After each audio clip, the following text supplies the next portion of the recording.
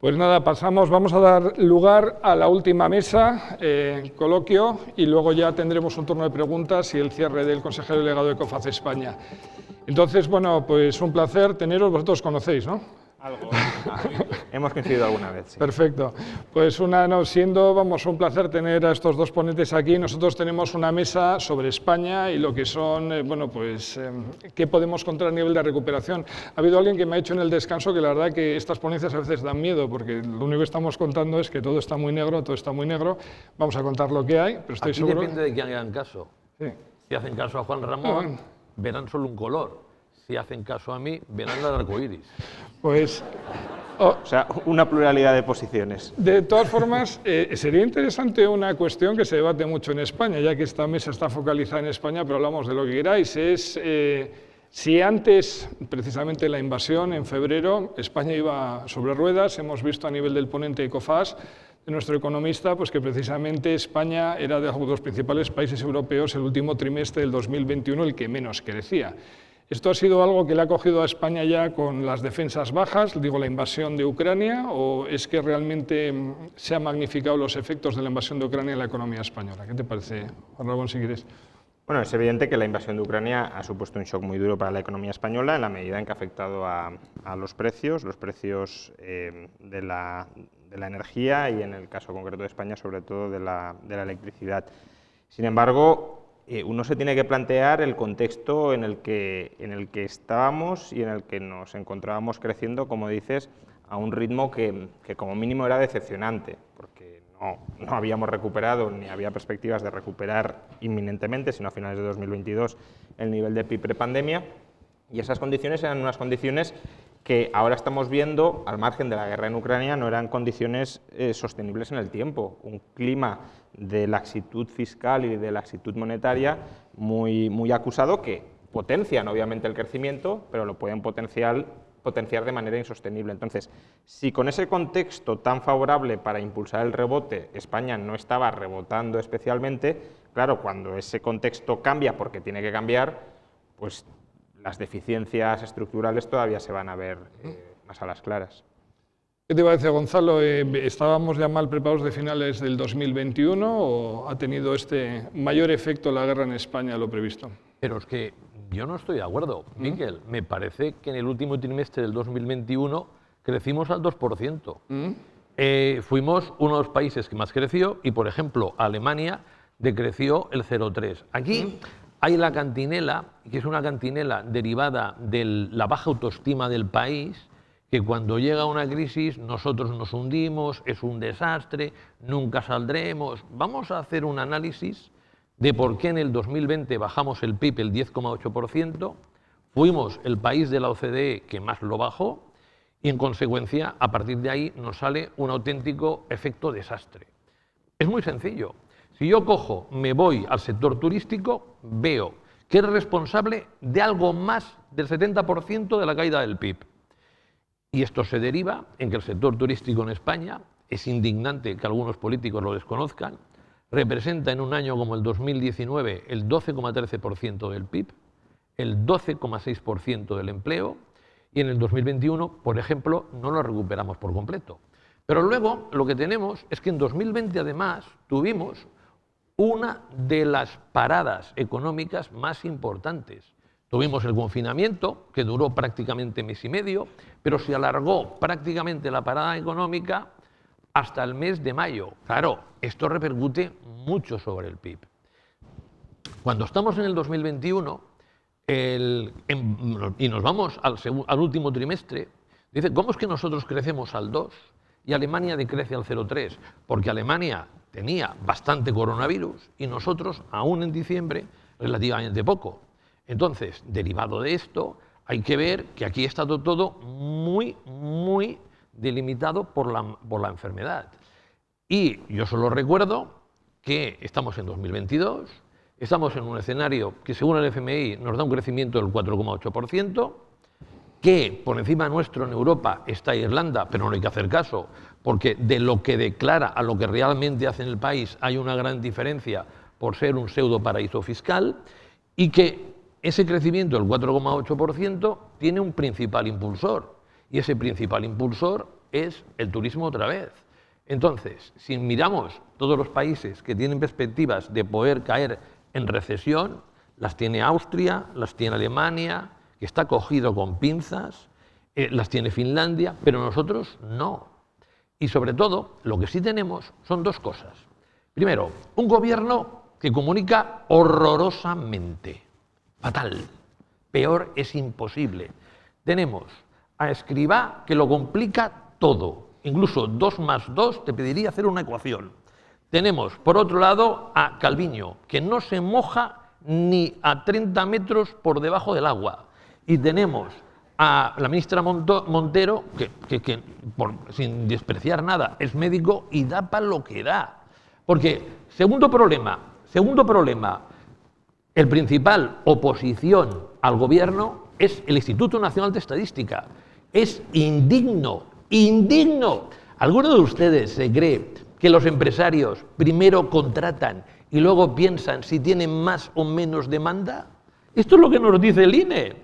En 2021 habíamos recuperado el empleo de 2019, pero el PIB continuaba un 4,2% para abajo. ¿Cómo puede ser eso? Sigamos con el INE. CaixaBank Research, en una muy buena investigación, en diciembre te dice, oiga, si el INE considerara que solo tienen la tarifa regulada el 39,9% en lugar del 100%, como está considerando, la inflación del 6,5% se quedaría en el 4,8%. Es decir, nosotros tenemos algunos problemas, sí, pero ni mucho menos los que salen públicos. Y ni mucho menos los que, de alguna manera, ustedes pueden ver en la radio o en la televisión, porque esto es como un boxeador que le pegan un golpe. Ese es el gobierno, que le van pegando golpes mediáticos. Y dice, pégame más. ¿Y tú vas a devolver alguno? No, tengo el brazo movilizado. No quiero. Y la situación que tenemos es fruto de esta. Finalizo. Vámonos a la encuesta del CIS, enero. Más del 60% de la población te dice que económicamente está bien o muy bien. Y el país, fatal. Más del 65% te dice que está mal o muy mal. Dice, ¿cómo puede ser esto? Pues esto es lo que nos está sucediendo principalmente en los tiempos. Y yo, sobre todo, tenemos un presente que puede ser un pelo complicado, porque tanto empresarios como trabajadores este año vamos a perder poder adquisitivo, pero sobre todo tenemos un futuro, si el gobierno no lo hace rematadamente mal, muy bueno. Sí, por favor, sí. Me llama la atención, Gonzalo, que hayas cargado tan duramente contra el INE y luego hayas cogido las encuestas del CIS en su textualidad, como si el CIS no tuviese ningún problema de credibilidad en la última etapa, ¿no? A ver, es verdad que hay problemas de medición en el PIB, básicamente porque nunca nos hemos encontrado en una situación similar. Es decir, que lo infraestima, ¿verdad?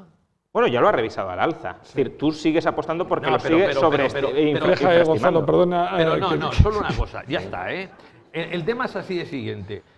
¿Tú te crees de verdad que el empresario primero contrata y luego después miras a incrementar Gonzalo, la demanda? hay otros factores que pueden explicar eso. Por ejemplo, la emergencia de economía sumergida que antes no estábamos midiendo. Entonces, eso se mide en el PIB.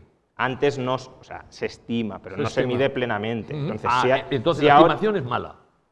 No, es mala en España y es mala en todas partes. La estimación de la economía sumergida no es buena en ninguna parte porque no lo puedes medir directamente y porque el valor añadido, que es lo que tienes que medir, pues es muy difícil de conocer, aunque tuvieras una encuesta fiable sobre el volumen de actividad en la economía sumergida. Entonces, tú sigues apostando porque el PIB sigue estando subestimado. Bueno, puede ser, yo no estoy en las tripas del INE y tú tampoco. Es decir, es más una corazonada que tienes tú o un deseo que tienes tú que una certeza que tienes. Es verdad. Bueno, pues, si tienes pruebas, evidencias, publica y corrige las estimaciones es que si no del te INE, corto, te dejo hablar. Vale, entonces, cuando pasen los años veremos si ha habido una revisión al alza o no. De momento lo que sabemos es, primero, que todavía no hemos recuperado el nivel de PIB prepandemia según los datos oficiales, Y no solo eso, ya echando la vista un poco más para atrás, porque decías, no, tampoco nos tenemos que preocupar, porque este país hay un exceso de pesimismo. Bueno, la renta per cápita en 20 años de España está estancada, eso es lo cierto. Y eso creo que nacionalmente sí que debería llevarnos a una reflexión, es decir, que durante... ¿Y tanto? Pero no positiva, precisamente. Ya, ¿han aplicado el modelo que tú defiendes? Pues bueno, sí, claro. No, si la culpa la tendré yo todavía. De todas formas, perdona, Juan Ramón, que no sé si habías terminado. Yo hay un tema, no sé si habías terminado a nivel, insisto, estamos en España, pero y una de las cosas que se pregunta bastante la gente, y seguro que tenéis que aportar al auditorio, es el papel del Banco Central Europeo. O sea, quiero decir que una de las cosas que sucede, sé que los dos habéis escrito sobre, y habéis publicado vídeos en YouTube, todos muy interesantes al respecto, pero ¿cómo es posible, insisto, que el hecho de que Estados Unidos sea un país que exporta inflación y que Europa importa inflación, y nos encontramos con que Estados Unidos ya ha subido tipos 2 veces, anuncia mayores subidas, y ahora tenemos que ver si en verano se suben los tipos de interés efectivamente en el Banco Central Europeo? ¿Por qué no actúa de una forma más activa el Banco Central Europeo para parar precisamente esta inflación que tenemos en España? La real y la subyacente sigue siendo muy elevada, algo nunca visto. Bueno, yo creo que claramente hay una diferencia en la naturaleza de la inflación entre Estados Unidos y la eurozona. En Estados Unidos la economía está fuertemente recalentada, ahí sí que han aplicado el modelo que defiende Gonzalo y estamos viendo los efectos en forma de impuesto sin legislación, que es la inflación. El recalentamiento se puede observar, por ejemplo, en la tensión del mercado laboral.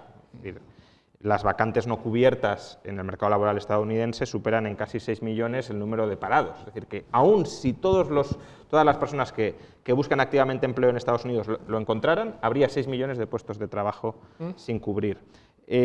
Por tanto, ahí hay claramente un recalentamiento. Antes estabais comentando que después de un mes de marzo que parecía que la inflación en Estados Unidos podía estar remitiendo, ayer nos topamos con un muy mal dato, diría yo, de inflación subyacente intermensual, básicamente subiendo al 0,6%, lo que anualizadamente nos llevaría, si esto siguiera así, además acelerándose con respecto a los 2 meses anteriores, nos llevaría a una tasa de inflación anualizada subyacente del 7%, más del 7%, y eso ya habiendo incorporado en los mercados financieros las expectativas de subidas de tipos, porque esto también hay que tenerlo en cuenta, aunque no se suban tipos, si los agentes económicos anticipan que se van a subir los tipos y lo trasladan a los mercados, el efecto, o la mayor parte del efecto de la subida ya está ahí, tanto en Estados Unidos como en la eurozona. En Estados Unidos las hipotecas, por ejemplo, por dar un dato que muchas veces ya se ha mencionado, pero que a lo mejor si alguien no ha escuchado le llamará la atención, las hipotecas a tipo fijo a 30 años ya están casi en el 6%.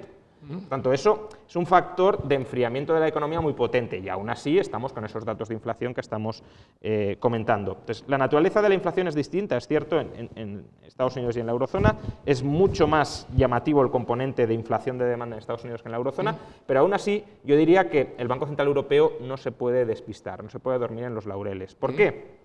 Porque la misión del Banco Central Europeo es una, y es controlar la inflación. Y si se te descontrola la inflación al mayor nivel de 40 años y tú no actúas, el problema es que tu credibilidad está en tela de juicio. El problema es que se empieza a sospechar que a lo mejor el Banco Central Europeo no tiene como única misión el objetivo que declara tener, que es controlar los precios, sino que tiene otras misiones especialmente claras en el contexto europeo de facilitar la financiación de los gobiernos, de estabilizar la economía, de promover el crecimiento económico en determinadas áreas. Y si eso es así, el tenedor de euros pues puede empezar a decir, hombre, a lo mejor esta moneda ya no es tan buen activo de reserva como yo pensaba, porque la prioridad del emisor de la moneda no es mi interés, no es estabilizar el valor, sino otras consideraciones a mi costa. Y en la medida en que se empiezan a disparar las expectativas... Bueno, Ramón, que está chupando mucho. Bueno, comparado es con... el moderador, es el moderador. Que ya me he callado. Esta noche no me hubiera callado. Es el moderador, es el moderador. Sí, no te callas ni bajo el agua, pero comparado con lo que has hablado tú antes, y yo no he dicho ni mu, aún me quedan unos minutos, pero ya termino. Ahora vamos. Solo un minuto más. Si las expectativas de inflación se empiezan a disparar en la eurozona y se están disparando, creo que el Banco Central Europeo tiene que intervenir. Ahora mismo la inflación promedio esperada a 5 años es del 3,5%. Es verdad que está muy influida por lo que está sucediendo estos años, pero es que si nos vamos a la inflación esperada 5 años después de 5 años, es decir, periodo 2027-2032, es del 2,5, que hombre, comparado con lo que tenemos no es mucho, pero ya es medio punto por encima del objetivo a medio plazo. Por tanto, se están desanclando las expectativas y el Banco Central Europeo va a tener que actuar más pronto que tarde, y eso influye en lo que decía antes. Si nuestro crecimiento ya no es para echar cohetes, pues con subidas de tipos y restricción presupuestaria veamos cómo es. Gonzalo, perdona, Ahora, aparte que es tu turno evidentemente, pero hace poco has escrito precisamente que el dólar va a valer más que el euro. Entonces, papel del Banco Central Europeo, ¿por qué no es más activo y qué piensas del dólar? Es muy sencillo. El Banco Central Europeo no es un banco central, es un ministerio más de Alemania. Punto. La razón es muy sencilla. Voy a poner un ejemplo. Nosotros estábamos en 2008, teníamos problemas, la tasa de inflación en Europa era el 4,1 y nos subieron al 4,25. En ese momento, el único que vio inflación ramplante, con un gran peligro, con una gran crisis de demanda, con una gran crisis crediticia, fue Trichet, ese artista que más tarde volvió a subir el tipo de interés del 1 al 1,5 en plena crisis de la austeridad. Y el problema era obvio, es que Alemania no tenía problemas. Alemania iba bien y su posicionamiento de que el sur de Europa no nos importa porque hemos girado hacia el este y porque el futuro está en el este de Europa, año 2004, con la ampliación de la Unión Europea, y posteriormente a Rusia, con un socio comercial francamente bueno y con un chico travieso, pero del que te puedes fiar, Putin, estaba allí. Y luego vamos y seguimos y vamos a China. Entonces, a nosotros nos dijeron, oye, os habéis portado mal, habéis vivido por encima de las posibilidades, 2 tortas, pim, pam, ¿vale? En cambio, ahora resulta que llega Schulz y dice, oye, que acabo de coger la Cancillería y que esto pinta muy mal, que el almacenamiento de gas lo teníamos en manos de Gazprom y estaba seco el año pasado, pero no nos dimos cuenta. Es que la gran Angela Merkel, para mí una petarda integral, nunca acertó en casi nada, ha confiado muchísimo en Rusia y tenemos un interlocutor que es Schröder, el antiguo canciller, y dependemos totalmente. Hemos de seguir financiando la guerra de Ucrania, le hemos de seguir dando en algunos momentos casi 1.000 millones de euros, y aquí no se sube el tipo de interés, pase lo que pase. Les digo una cosa, no solo no se sube el tipo de interés, sino que aquí dicen, mira, tenemos un bosque que está ardiendo, porque hay inflación. ¿Qué dice Schulz y la delegada que es Lagarde? Vamos a coger y a este bosque le vamos a rociar de gasolina, a ver qué pasa, porque meterle 90.000 millones más de euros en abril, mayo y junio de la maquinita del Banco Central Europeo es espectacular, increíble. Ustedes han visto en su vida que tengan con un préstamo, por ejemplo, hipotecario al 1,5, que solo por estar endeudados ganen un 6%, por estar endeudados, no porque inviertan, sin invertirlo, cogen ese dinero y lo meten debajo del colchón, están ganando un 6%, porque la tasa de interés real es -6%. Impresionante. Y lo siguiente que te dicen es, tranquilos, que no lo vamos a subir rápido. Yo de esto, miren que les digo, no me fiaría un pelo, porque como Alemania empiece a ir bien, ya empezaremos que la inflación es preocupante. Yo me acuerdo de Rutte. ¿Qué nos ha dicho Rutte, primer ministro holandés? Nos ha dicho de todo. Pues ¿no saben ustedes que ahora el gasto público es muy bueno, Juan Ramón? Un liberal que dice que el gasto público es muy bueno y que ahora no hay que hacer austeridad. Cuando Rutte y el antecesor holandés nos dijo de todo. ¿Por qué? Porque antes el problema lo teníamos nosotros. Ahora no, ahora lo tienen ellos. Holanda depende muchísimo del este de Europa, depende muchísimo de China, depende mucho del comercio internacional y tiene problemas, entre otras cosas, una inflación del 11,9%. Y las reglas de la austeridad, que eran intocables, el déficit público por encima del 3% no se podía tocar, para nada se ha visto. Aquí, Gonzalo, perdona, el dólar, ¿cómo lo ves? El dólar. Solo un breve comentario. Hombre, no, que no te he interrumpido. Déjame ahora chupar un poco a mí. No, solo 10 segundos. Ya sean 30, celebro mucho que te hayas convertido en un halcón monetario. No, en alguien que tiene sentido común. Sí, bueno, según la posición. Ese sentido común hace un par de años nos decías que se podía aquí imprimir todo lo que hacía falta, entonces, que no iba a llegar la inflación. Porque entonces sí, no hay ninguna relación entre aquello y esto. Entonces teníamos deflación. Entonces estábamos inmersos en la COVID-19. Y yo, entre que la gente muera de hambre o cumplir un equilibrio del sector público, prefiero no cumplirlo y que la gente Gonzalo, vaya bien y el empresario entonces también. No digas que es que a Alemania le conviene, ¿no? Si yo es que habría hecho lo que ha hecho el Banco Central Europeo y los gobiernos europeos y han provocado esto. No le eches la culpa a Alemania, échatela a ti y a otros. Pero ¿tú te crees de verdad que el Banco Central Europeo hace lo que hace sin el permiso de Alemania? Bueno, ahora, ¿Te crees de verdad? ¿Cuántos halcones monetarios alemanes han cogido y se han quejado de ese 0%? Nadie. No, ahora mismo ¿Cuántos holandeses protestan? Ahora mismo el presidente del Bundesbank está pidiendo subir tipos de interés. Hombre, insuficientemente, pero lo es está que pidiendo. el problema que tienes ahora es con la diferencia tan grande que va a haber de tipos de intereses entre Estados Unidos y Europa, es que el euro se te va a hundir, pero se te va a hundir. Y por eso decía que el dólar pronto valdrá más que un euro. ¿Por qué? Porque Estados Unidos, primero Trump se le fue la mano dando subvenciones. Luego Biden, con el intento de cómo conseguir rápidamente el pleno empleo, también se le fue de la mano. Y esto han generado un fenómeno que todos ustedes conocerán, que se llama el fenómeno de la gran dimisión. Lo que sale en los medios de comunicación es que la gente deja el trabajo y se va a su casa. No se va a su casa. Se va a otro trabajo que es mucho mejor, porque le pueden pagar más y tiene más prestaciones sociales, plan de pensiones, seguros, etcétera, etcétera. Claro, desde esa perspectiva vamos a ir igual al final del año entre que como mínimo la Reserva Federal, el tipo de interés está en el 2,5 y en Europa, si no cambia la política del Banco Central Europeo, alrededor del 0,5. Es un gap muy importante que va a traer muchas consecuencias. La primera, el hundimiento del euro. Y si el euro se hunde, igual se replantean la política de tipos de cambio. Y por lo tanto, le ponen una subida adicional del tipo de interés en Europa. Pero sobre todo, a mí lo que más interesante me parece es esas monedas que tanto ama Juan Ramón, las criptomonedas y el Bitcoin, van a tener que mirar debajo del suelo de hasta dónde van a caer. Estas empresas tipo Globo, de esas cosas, Juan Ramón, yo intento ser coherente, que cogen y una empresa pierde 450 millones de euros este año, Globo.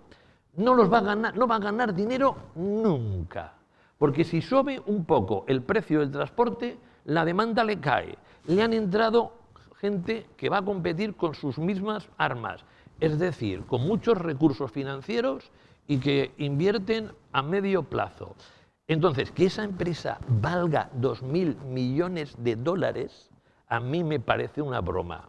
Y vamos a ver una caída tan espectacular en las tecnológicas, no en todas, pero sí en aquellas que tienen un fuerte endeudamiento y que su negocio está basado en humo, que ríanse ustedes del estallido de la burbuja de la nueva economía en el abril del 2000.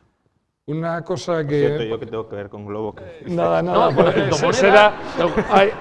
hay muchas... A los adolescentes que le siguen les animas a que inviertan en criptomonedas. Yo no he animado a invertir en nada. Y Venga, no te rajes aquí. Yo creo que... Muéstrame una sola recomendación. Y segundo, de la única criptomoneda de la que he hablado bien es de Bitcoin, de nada más. O sea que meterlo todo en el mismo saco, un totum revolutum.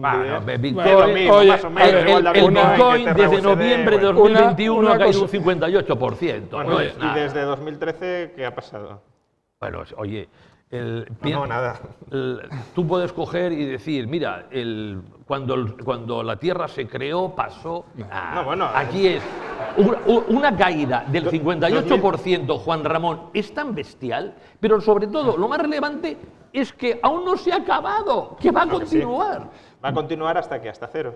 Pues no lo sé. Con escuchar tu pronóstico. No lo sé. Perfecto. Vale. Pero si no lo sabes, entonces pero la no pronostiques tanto. la utilidad que puedan tener las criptomonedas si el dólar y el euro se vuelven digitales es bastante dudoso. No es verdad. De todas formas, porque una criptomoneda como Bitcoin no es confiscable y determinados diseños de las monedas digitales de los bancos centrales ni tienen privacidad y sí son confiscables. Por tanto, es muy distinto. Sin problema. Yo un tema que no quería dejar de tratar, porque estamos hablando de mecanismos para la recuperación en España, y un tema del que se habla mucho es este famoso pacto de rentas. Al final vamos a ver cómo acaba el año a nivel de inflación, pero se supone que a nivel de todas las empresas que nos están viendo aquí y que os ven habitualmente, pues habrá que atemperar lo que es la subida de salarios, el traslado de costes a los clientes para que no acabemos pues, con lo que llaman siempre la inflación fea, ¿no? ¿Este pacto de rentas es sostenible con el gasto público que estamos teniendo ahora mismo en España? ¿Qué te parece, Juan Ramón? Gonzalo. Bueno, primero lo del pacto de rentas, que creo que sí que puede ser conveniente para anclar las expectativas de inflación, es complicado, ¿no? Porque hay muchos incentivos a que unilateralmente alguien se lo salte y luego tampoco queda claro pacto de rentas hasta cuándo. Vale, este año pacto de rentas y el año que viene subimos lo que no hemos subido este año y lo de 2023. O sea, tiene problemas de diseño, pero además creo que hay un problema de coherencia estructural muy importante en el sector público. Tú no le puedes pedir a los trabajadores del sector público y del sector privado que aumenten sus salarios por debajo de la inflación, es decir, que se empobrezcan, que no otra cosa es el pacto de rentas, si al mismo tiempo a quienes están cobrando un salario diferido, como son los pensionistas, les revalorizas la pensión conforme a la inflación y además lo vendes como justicia social y perfectamente sostenible, cuando quienes están pagando esa decisión perfectamente sostenible son esos trabajadores a los que les estás impidiendo que se revaloricen sus salarios conforme a la inflación, que son los cotizantes, generando además un gap creciente de un agujero financiero en la seguridad social. Entonces, el gobierno no puede pedir un pacto de rentas si no incluye en ese pacto de rentas a 10 millones de pensionistas, sin más. ¿Cómo lo ves, Gonzalo? El tema pacto de rentas, insisto, la deuda pública española es sostenible. Mira, los convenios firmados en el primer trimestre, el incremento salarial medio es un 2,39%. Por lo tanto, eso significa que hay muchísimos trabajadores que han aceptado perder poder adquisitivo este año, y no poco, porque la inflación media, en el mejor de los casos, la vamos a tener rondando el 5,5%, siendo optimista. Los empresarios, la inmensa mayoría, también han aceptado la situación. Saben perfectamente que ganar clientes cuesta mucho y perderlos muy poco. Por lo tanto, en la mayoría de sectores, la subida de los precios es inferior al incremento de los costes. Y esto es un funcionamiento que está muy bien, porque yo les voy a llevar durante un momento a 1973. 1973 es la guerra del Yom Kippur.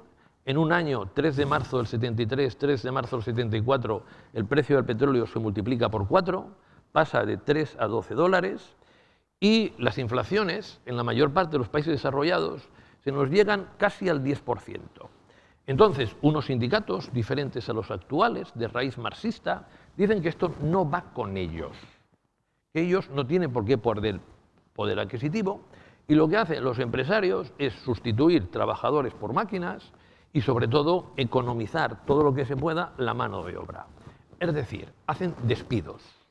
Al hacer despidos, la magia económica de los años 40, 50 y 60 se acaba, y la tasa de paro incrementa. En la mayor parte de países desarrollados, en los 60, teníamos pleno empleo. Y entonces tenemos tasas de paro, sobre todo en Estados Unidos, que suben por encima del 5%. A la inflación no se la combate decididamente, se la combate taciturnamente. Y esto se acaba con una subida del tipo de interés de Paul Volcker en el año 81 al 20%, otra recesión importante y un cambio de modelo económico. Entonces, yo creo que esta historia la debería saber todo el mundo. Y sobre todo, a mí me parece que hay unas reglas que se deberían cumplir. Lo que ha sucedido en este momento es que nos han metido un impuesto, pero este impuesto, muy alto, no lo cobra la administración española, lo cobran los productores de materias primas, de la misma manera que en aquel momento lo cobró la OPEP. Entonces, somos más pobres, hemos de aceptarlo y nos hemos de sacrificar. Pero sobre todo, nos hemos de sacrificar porque la variable principal que a mí me parece más interesante en los próximos años es tener un gran volumen de empleo, que en 2025 podamos tener ya una tasa de paro por debajo del 10%, y que en este año o en el próximo, pero yo creo que en este año podemos conseguir el máximo histórico de empleos, que está un poco por encima de 20.650.000. Claro, yo cuando oigo a los sindicatos decir que los salarios tienen que subir al nivel de la inflación, pues no me gusta. Y cuando oigo a los empresarios decir que tienen que subir según la productividad, pues oiga, me parece una salvajada. Y les diré que me parece una salvajada porque la productividad depende de lo bueno que sea tu jefe, que muchas veces deja de desear, de la organización de la empresa, que muchas veces deja de desear, de realmente la innovación de la empresa, que también deja de desear, y el trabajador no ha de coger y ha de padecer estas cosas.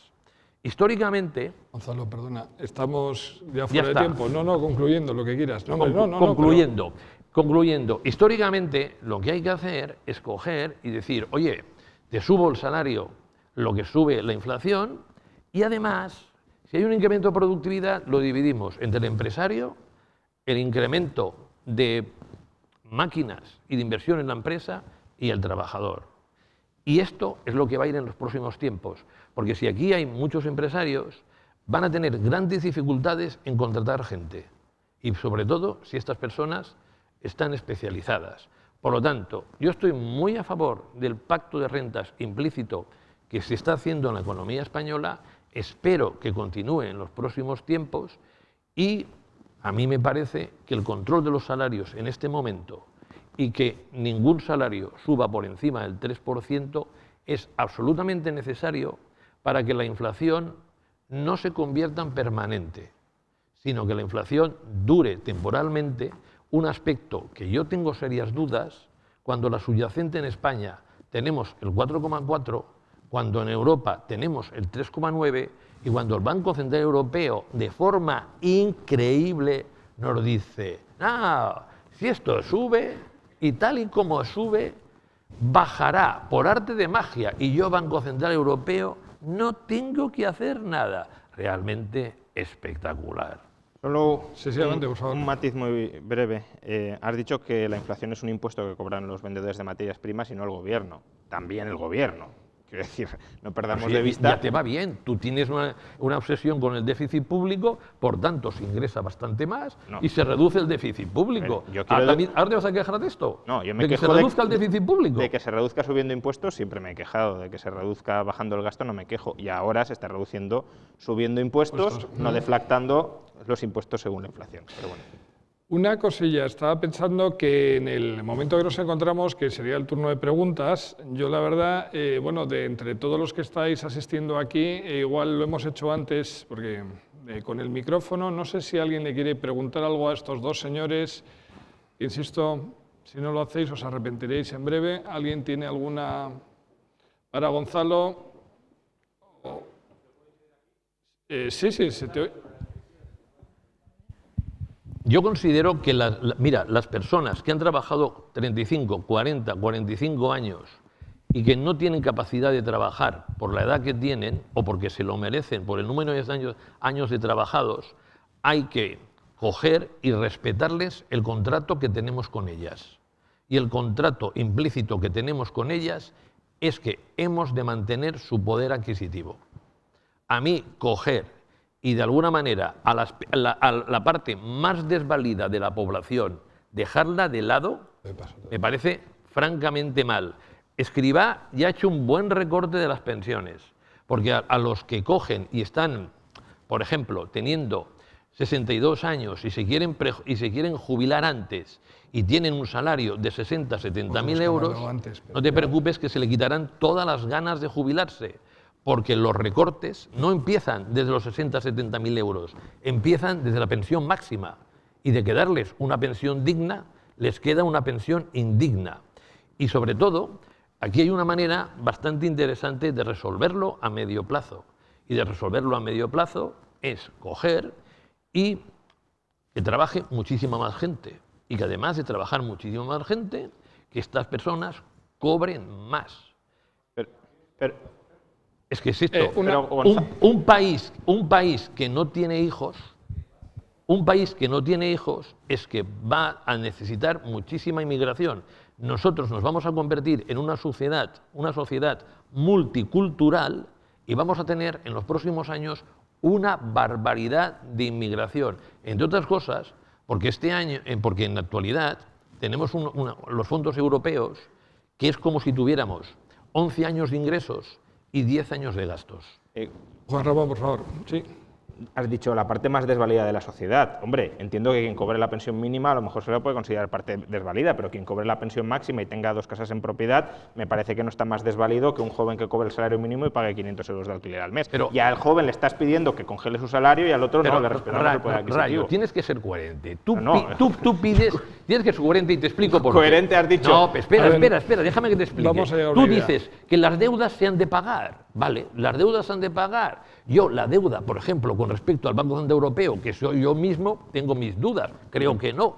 Pero entonces, las deudas con el Banco Central Europeo sí, pero las deudas con los pensionistas no. Porque tú te puedes ganar la vida, puedes tener 2 empleos, puedes hacer chapucillas, pero ellos no tienen la edad.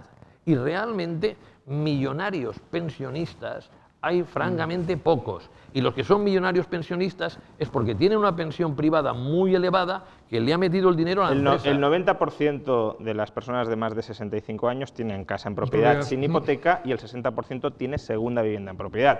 Por tanto, eso de... Esto que el 60% tenga segunda vivienda en propiedad es cosecha propia. No, es cosecha propia de la encuesta financiera de las familias del Banco de España, tan cosecha propia como eso. Y luego has dicho, no, si la forma de solucionar el problema de las pensiones es que la gente cobre más, pero si estás pidiendo un pacto de rentas para congelar los salarios. Año, pues nada, este año vamos a tener un mayor. Entonces el año que viene subimos lo que no hemos subido este año para Hombre, conversar. pues sí, el año que viene. Pues nada, entonces movemos la inflación de este año al que viene. No, pero tienes una cosa que es muy interesante, es que las materias primas cuando bajan, no bajan un poquito, se desploman.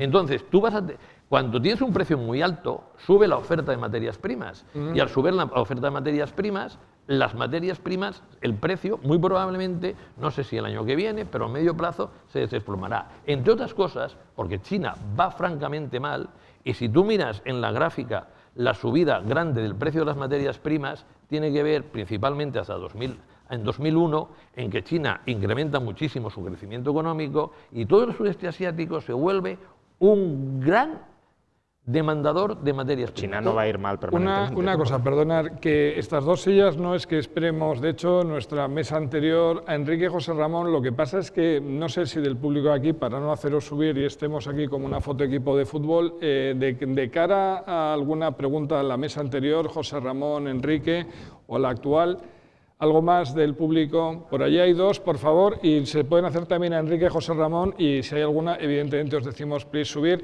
Insisto, vamos a tratar de cerrar en 5 minutos. Por favor, no sé por allí arriba a la derecha hay 2 personas levantando. Yo quería hacer una preguntita, pues sí, por favor. Oyendo a Gonzalo con respecto a cómo va a ir la situación del euro cara al dólar y hablando del Banco Central, me gustaría saber la opinión con respecto a la actitud que han tomado los ingleses con el tema del Brexit y si veis o pensáis que algún país más de la Comunidad Económica Europea podría seguir las mismas líneas y cómo nos repercutiría a España exactamente. Muchas gracias. Pues mi opinión es que la Unión Europea está claramente en peligro, ya sea por Hungría, ya sea por Polonia, ya sea por unas medidas que realmente son bastante impopulares desde hace tiempo y que lo mejor que ha hecho la Unión Europea, en este caso la Comisión Europea, es el plan de recuperación y resiliencia, pero que el antieuropeísmo en Europa, con la austeridad de la crisis de la década pasada, ha generado muchos antieuropeos y otros países pueden seguir esta ronda. La ventaja que vamos a tener es que el Reino Unido le va a ir francamente mal y posiblemente más de uno se lo piense en seguir esta línea. Y por cierto, hablando de monedas, si el Reino Unido, como yo preveo, va francamente mal, espérense la devaluación de la libra, que no será poca, porque cuando los países van mal han de ganar competitividad artificialmente y muy probablemente esto es lo que haga el Reino Unido. Por allí, por favor. Me da miedo casi preguntar, Fenómeno. pero bueno, me voy a atrever. A ver si es posible una respuesta sensata, aunque no sea de sentido común. No sé si tienen, pregunto, la sensación o la conciencia de que el Banco Central Europeo alguna vez haya hecho una intervención para defender el euro. Si es así, ¿creen que podría producirse de nuevo algún tipo de intervención para evitar que el euro se deprecie más contra el dólar y que, por lo tanto, eso pueda añadir inflación o pueda mantener la inflación alta por los costes energéticos? ¿Y cómo creen que podría defender el euro el Banco Central Europeo?